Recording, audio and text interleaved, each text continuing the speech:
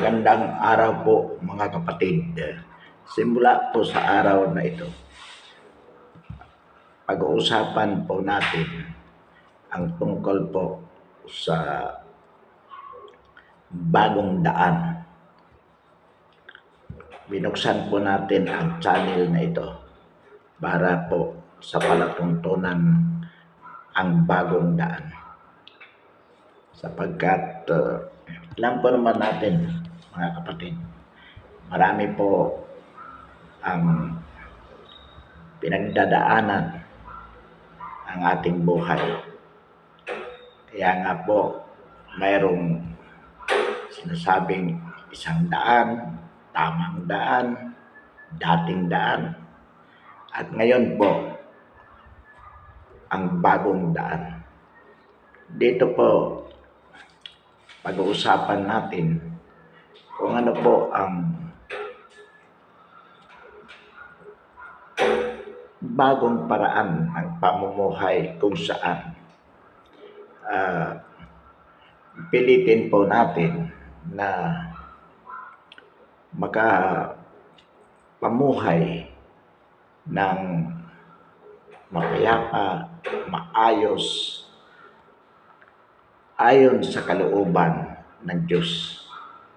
Alam po natin tayo ay tao lamang, ngunit pipilitin po nating pagsikapan o pagsisikapan na mamuhay ayon sa kalooban ng Amang nasa langit.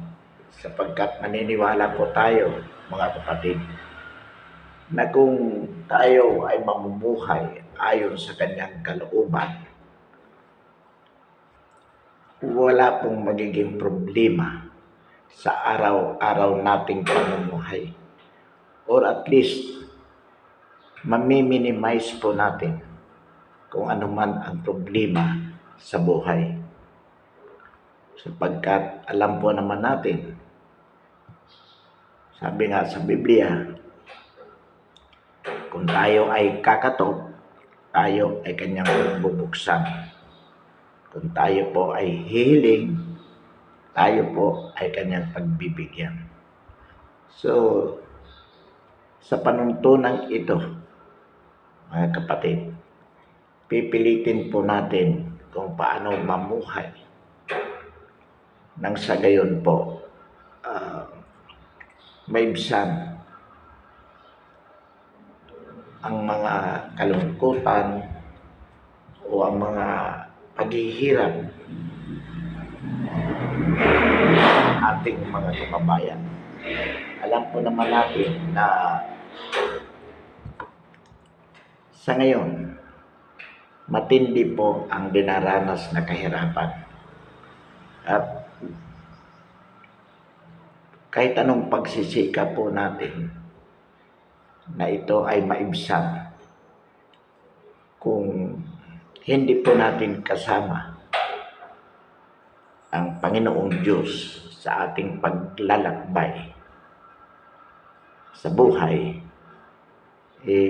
hindi po natin kayang matugunan ang anumang pangangailangan natin, sapagkat tanging sa piling niya tayo ay mamumuhay ng mapayapa, masagana, at kahit papaano, kung hindi man lubusang mawala ang kahirapan,